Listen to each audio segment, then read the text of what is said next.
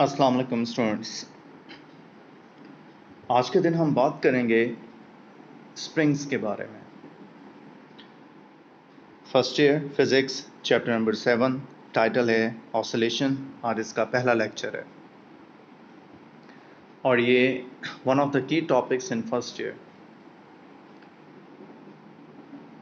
Spring, जिससे कि सब लोग तकरीबन वाकिफ़ ही हैं। इंसानी इंजीनियरिंग जो आज जिस मकाम पे खड़ी है उसमें स्प्रिंग का एक बहुत बड़ा रोल है। शायद अगर स्प्रिंग ना होता तो मॉडर्न ह्यूमन इंजीनियरिंग इस मकाम पर भी ना होती। स्प्रिंग जो कि बहुत सारी वैरायटीज़ के अंदर आते हैं, मिसाल के तौर पे compression spring, extension spring, coil spring और बहुत सारी किस्में। इन तमाम के मुख्तलिफ पर्पज़ हैं, कुछ स्पेसिफिक फंक्शंस हैं। यही स्पेसिफिक फंक्शंस जो हैं इंसान को मदद देते हैं कि वो इनसे और कई किस्म के ऑब्जेक्ट्स बना सके। और यही स्प्रिंग इंसानी बनाई हुई बहुत सारे ऑब्जेक्ट्स और मशीनरी के अंदर इस्तेमाल हुआ, जिसने 17वीं और 18वीं सदी के साइंटिफिक इनकलाब के अंदर एक अपना अहम रोल अदा किया। जैसा कि किसी भी डिवाइस की फंक्शनिंग से पहले और उसको बड़े तौर पर इस्तेमाल करने, यानी कि उसका वाइड यूज़ डिफरेंट इंस्ट्रूमेंट्स और मशीनरी में करने से पहले आपको ये मालूम होना चाहिए कि वो कौन सी बेसिक अंडरस्टैंडिंग है मैकेनिक्स की जिसके ऊपर वो डिवाइस फंक्शन करेगी, वो डिवाइस काम करेगी। स्प्रिंग के केस में आपको बेसिक अंडरस्टैंडिंग्स होनी चाहिए लॉ ऑफ इलास्टिसिटी की। आपको ये मालूम होना चाहिए कि फोर्स यानी कि क़ुव्वत और इलास्टिसिटी स्प्रिंग को किस तरह से कारआमद बनाती हैं। इन्हीं तमाम बातों को मद्देनज़र रख के, यानी कि फोर्स और इलास्टिसिटी, एक साइंटिस्ट हुक्स ने अपना लॉ पेश किया और यही हमारा आज का पहला सवाल भी है और इसी के बारे में पहला लेक्चर भी है।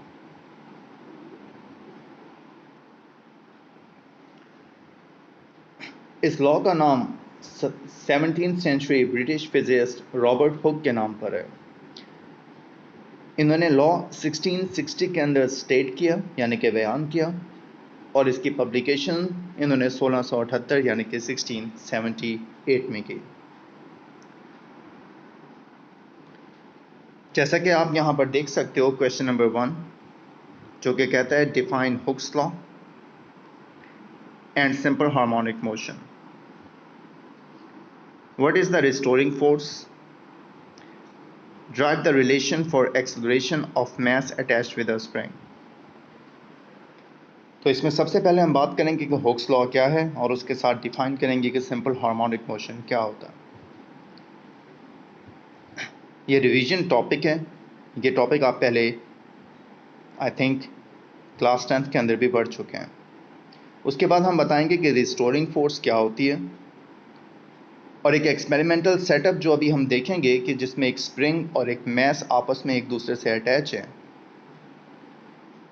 उनकी हरकत के दौरान एक्सेलरेशन और फोर्स का आपस में क्या लिंक है। तो हुक्स लॉ की स्टेटमेंट से पहले हम अपना एक्सपेरिमेंटल सेटअप डिफाइन करते हैं। आप यहाँ पर ये इस जगह पर देख सकते हो, ये इस जगह पर, यहाँ पर इसको थोड़ा जूम इन कर लेते हैं। आपके पास एक स्प्रिंग है और ये स्प्रिंग जो है अपनी मीन लाइन पर मौजूद है। ये मीन लाइन हम यहाँ पे देखते हैं, इसको थोड़ा जूम आउट करते हैं। ये स्टूडेंट्स मीन लाइन जा रही है। ये स्प्रिंग रिलैक्स है, यानी कि हमने ना तो इसको खींचा है और ना ही इसको कंप्रेस किया। सो हम ये कह सकते हैं कि this is the relax length of the spring. यहाँ पर स्प्रिंग के अंदर ना ही कोई खिंचाव है ना ही कोई दबाव है। So I call that x equals to 0।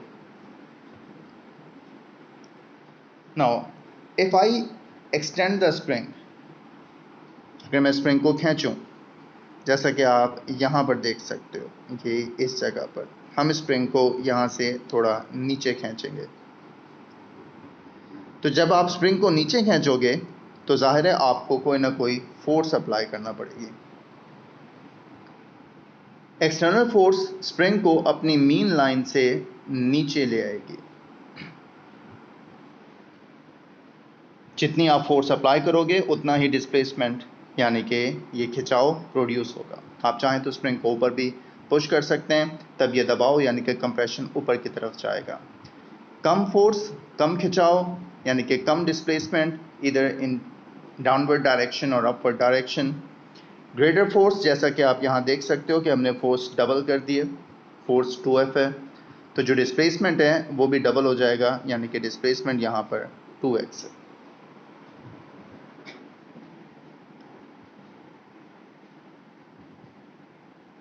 So if this is x and you make x 2 times larger, you will need a force that is 2 times the initial force. Now mathematically आप इसको किस तरह से बयान कर सकते हैं? आप यहाँ पे देख सकते हो कि फोर्स डायरेक्टली प्रोपोर्शनल है x के, जितनी ज़्यादा फोर्स उतना ज़्यादा डिस्प्लेसमेंट। और यहाँ पर अभी हम एक कांस्टेंट लेके आए हैं जिसको कांस्टेंट ऑफ प्रोपोर्शनैलिटी हमने यहाँ पर डिफाइन किया, और इसको हम स्प्रिंग कांस्टेंट कहते हैं। स्प्रिंग कांस्टेंट क्या है?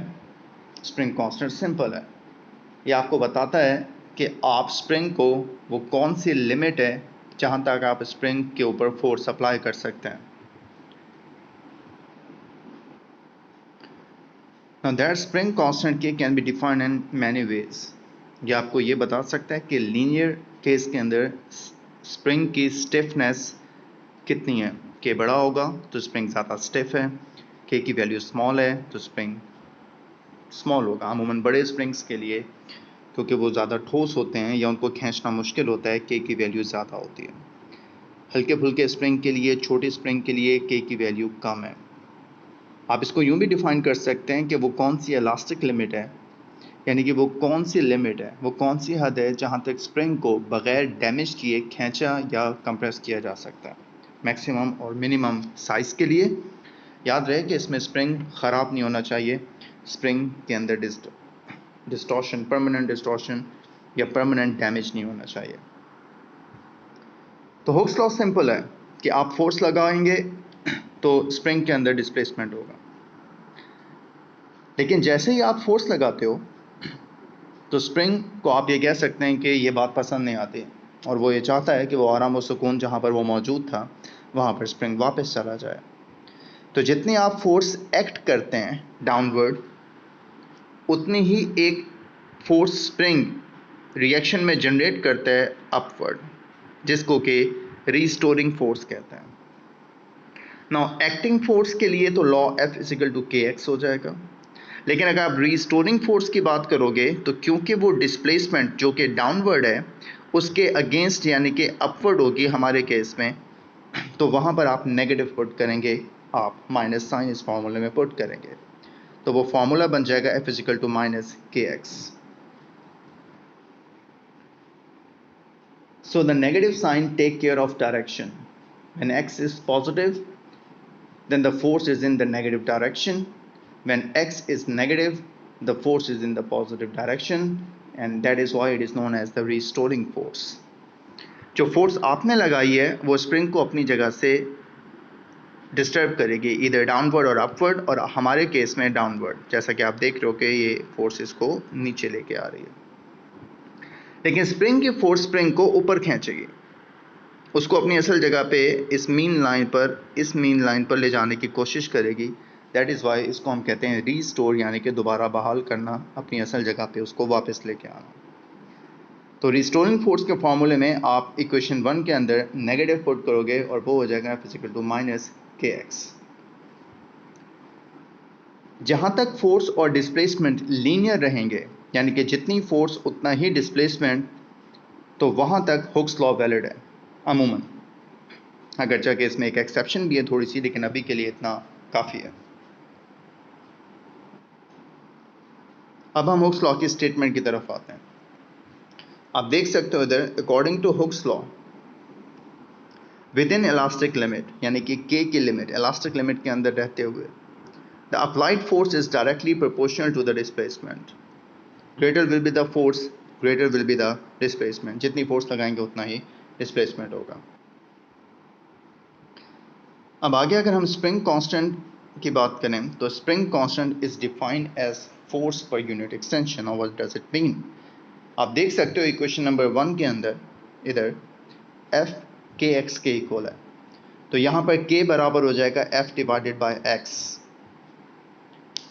तो k is equal to F by x, that means k is equal to in terms of unit force newton divided by x metre. तो यूनिट है आपके पास न्यूटन पर मीटर। न्यूटन को अगर आप पुट करो kilogram metre per second squared के अंदर, तो अप साइड डाउन मीटर से मीटर कैंसिल हो जाएगा और आपके पास जो रिमेनिंग फैक्टर बचेगा वो है किलोग्राम मीटर -2। तो इसलिए अगर आप डायमेंशन लिखेंगे तो डायमेंशन किलोग्राम की डायमेंशन मैस है और s-2 यानी कि सेकेंड -2 की डायमेंशन t-2। तो स्टूडेंट्स ये तो हो गया हमारा हुक्स लॉ की स्टेटमेंट और उसका मैथमेटिकल बैकग्राउंड। अब हुक्स लॉ हम कहाँ कहाँ इस्तेमाल करते हैं, यानी कि स्प्रिंग जो कि हुक्स लॉ ओबे करते हैं उनको हम इस्तेमाल करते हैं ऑटोमोटिव सस्पेंशन सिस्टम में, पेंडुलम क्लॉक्स के अंदर, वाइंड अप टॉयज, चाबी वाले आपके पास जो खिलौने होते हैं बच्चों के, उसमें जब भी आप चाबी घुमाते हैं तो स्प्रिंग कंप्रेस होता है, वॉचेस के अंदर, डिजिटल माइक्रो मिरर डिवाइसेस के अंदर, और इसी तरह से और बहुत सारी इसकी प्रैक्टिकल एप्लीकेशंस हैं। हुक्स लॉ कुछ और सिचुएशंस के अंदर भी अप्लाई होता है जहां पर किसी भी इलास्टिक बॉडी को डिफॉर्म किया जाता है। मिसाल के तौर पे अगर आप किसी बलून को इन्फ्लेट करें यानी कि गुब्बारा फुलाएं, अगर आप किसी रबर को पुल करें, और इसी तरह से अगर तेज़ रफ्तार हवाएं किसी टॉल बिल्डिंग को कितना उसको बेंड और सोए कर सकती हैं, उस पर फोर्स कैलकुलेशन के लिए भी हुक्स लॉ को इस्तेमाल किया जाता है। अगर रिस्टोरिंग फोर्स को एक दफ़ा अगेन रिपीट कर लें,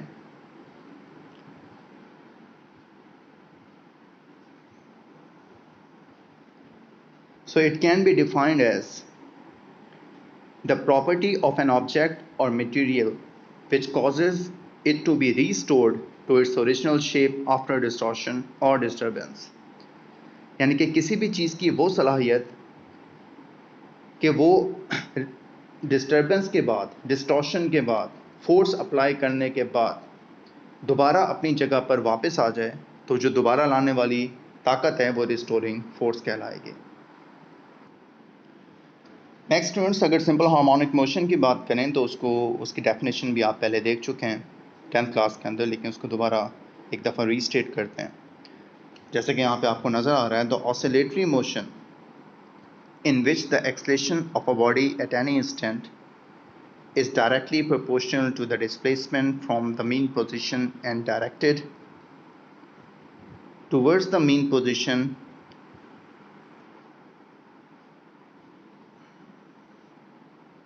is simply known as simple harmonic motion, or in short form SHM।